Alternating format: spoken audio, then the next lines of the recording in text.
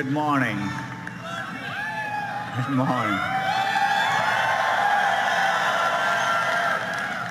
Welcome to Google I/O. It's a beautiful day, I think warmer than last year.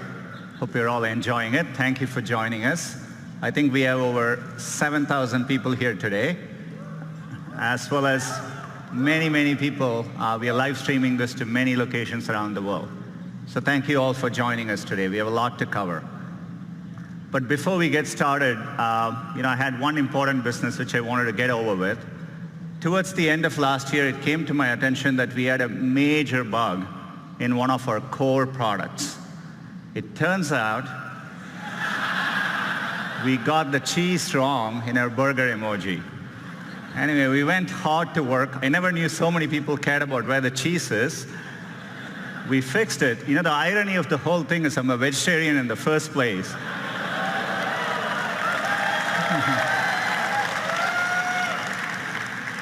So we fixed it, but hopefully we got the cheese right. But as we were working on this came to my attention. I don't even want to tell you the explanation the team gave me as to why the foam is floating above the beer. But we restored the natural laws of physics.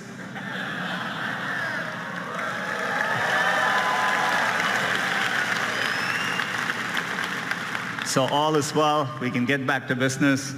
We can talk about all the progress since last year's I/O.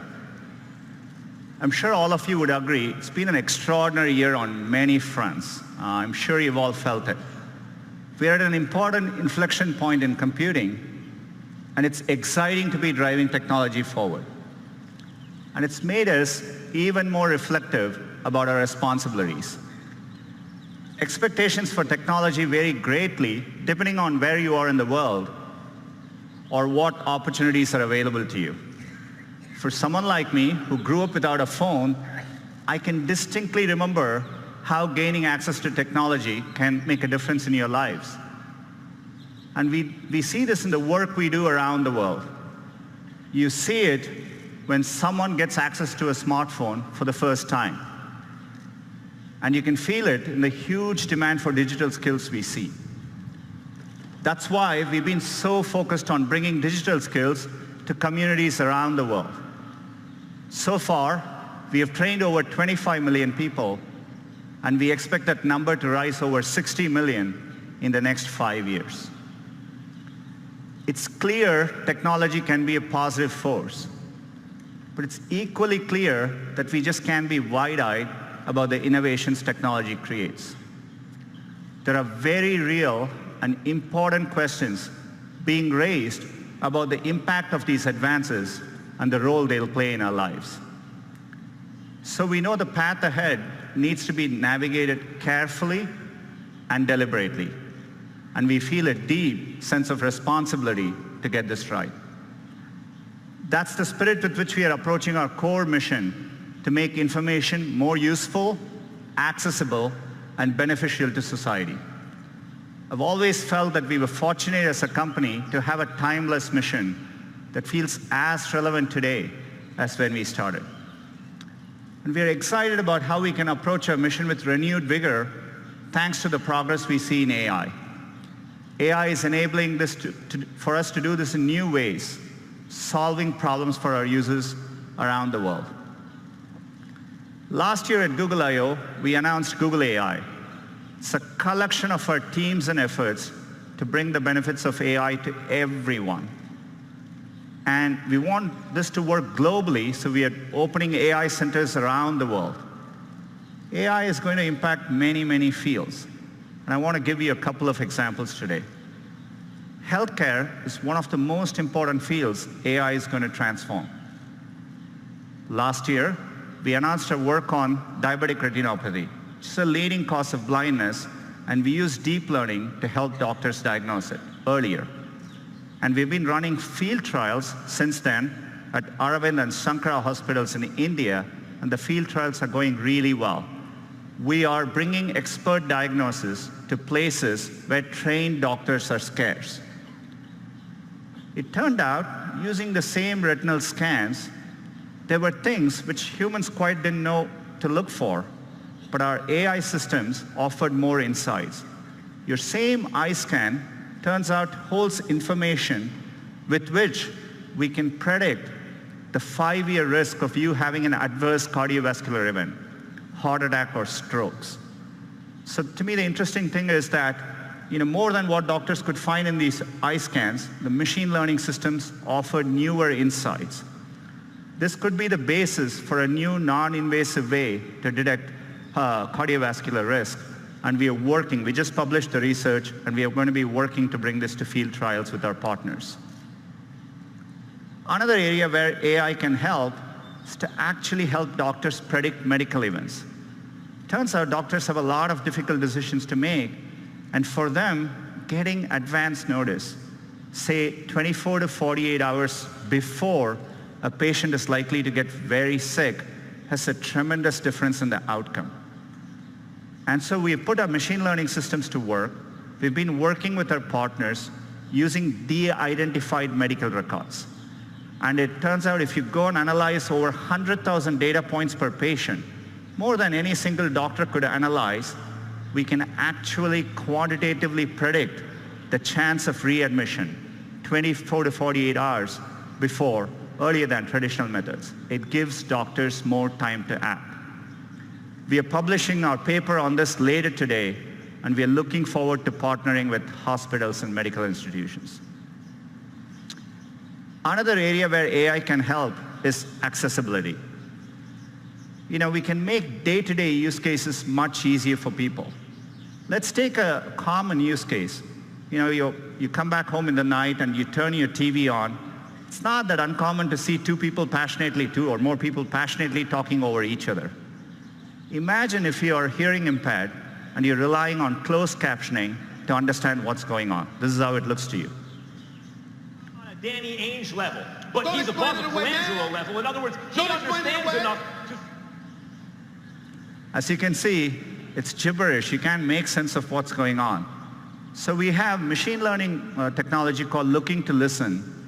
It not only looks for audio cues, but combines it with visual cues to clearly disambiguate the two voices. Let's see how that can work, maybe in YouTube. Not on a Danny Ainge level, but he's above a Colangelo level. In other words, he understands enough to... You said it was all right to lose on purpose. You said it's all right to lose on purpose and advertise that to the fans. It's perfectly okay. You said it's okay. We have nothing else to talk about. We have a lot to talk about.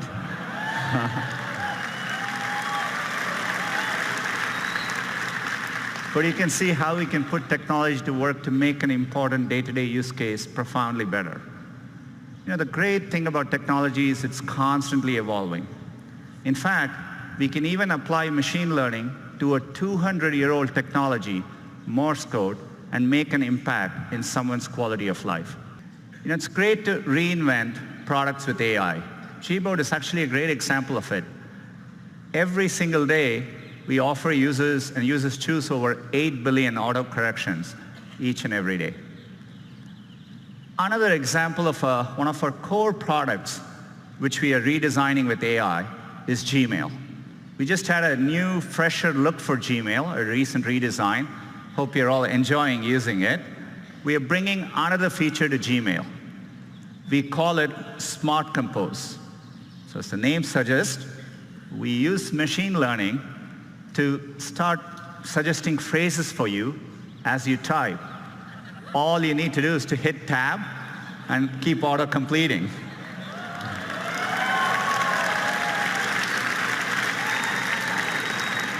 In this case, it understands the subject is Taco Tuesday. It suggests chips, salsa, guacamole. It takes care of mundane things like addresses so that you don't need to worry about it. You can actually focus on what you want to type. I've been loving using it. I've been sending a lot more emails to the company, not sure what the company thinks of it. But it's been great. We are rolling out Smart Compose to all our users this month and hope you enjoy using it as well.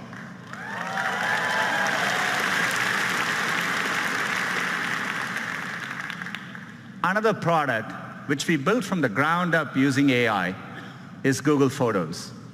Works amazingly well and at scale.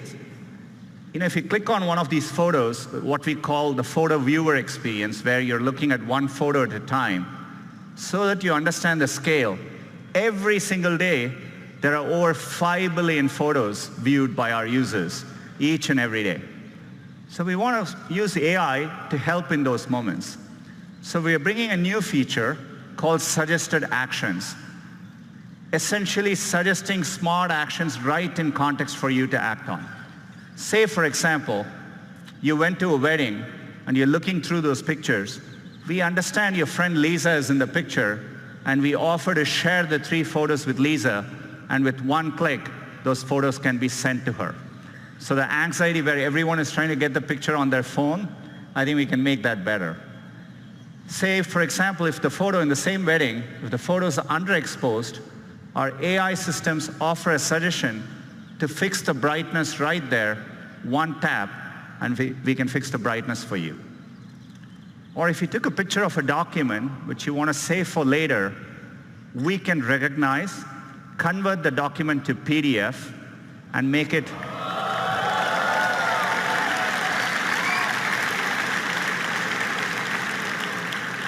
much easier for you to use later. We want to make all these simple cases delightful. By the way, AI can also deliver unexpected moments. So for example, if you have this cute picture of your kid, we can make it better. We can drop the background color, pop the color, and make the kid even cuter. Or if you happen to have a very special memory, something in black and white, maybe of your mother and grandmother, we can recreate that moment in color and make that moment even more real and special.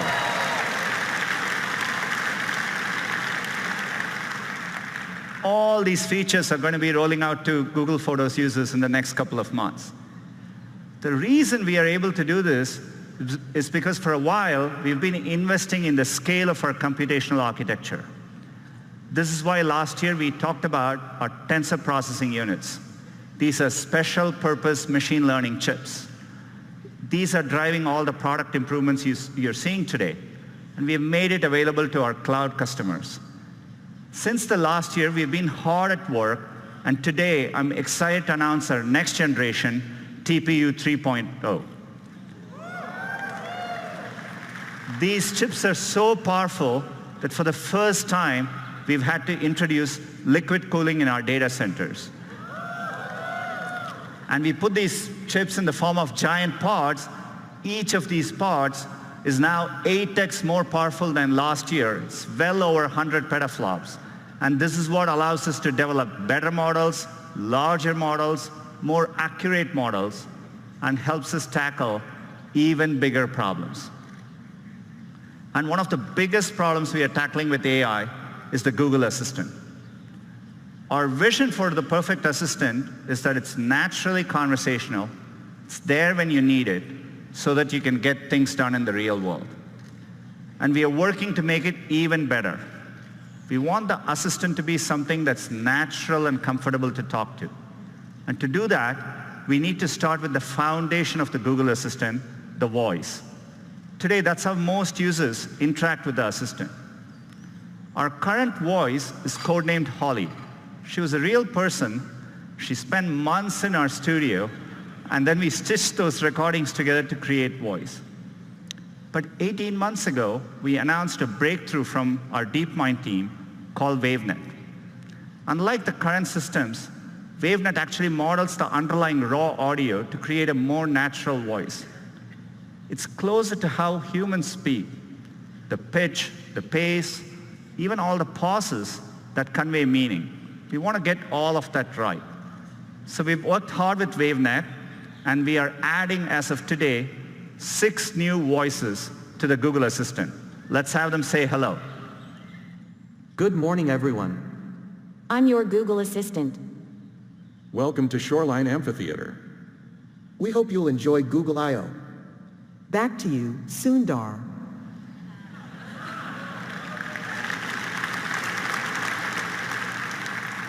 Our goal is one day to get the right accents, languages, and dialects right globally. WaveNet can make this much easier. With this technology, we started wondering, who we could get into the studio with an amazing voice. Take a look. Couscous, a type of North African semolina in granules made from crushed durum wheat.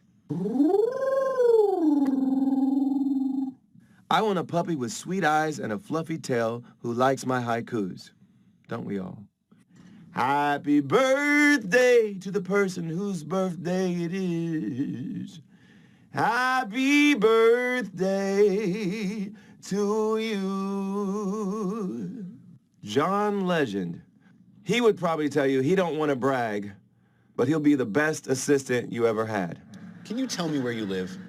You can find me on all kinds of devices, phones, Google Homes, and if I'm lucky, in your heart.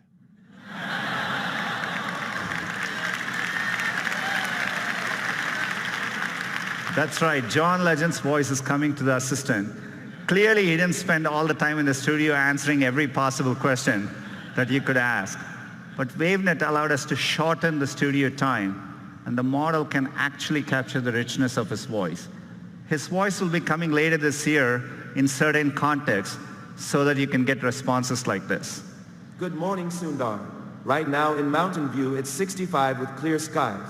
Today, it's predicted to be 75 degrees and sunny. At 10 a.m., you have an event called Google I/O Keynote. Then, at 1 p.m., you have margaritas. Have a wonderful day. I'm looking forward to 1 p.m. So John's voice is coming later this year. I'm really excited we can drive advances like this with AI. We are doing a lot more with the Google Assistant. And to talk to you a little bit more about it, let me invite Scott onto the stage.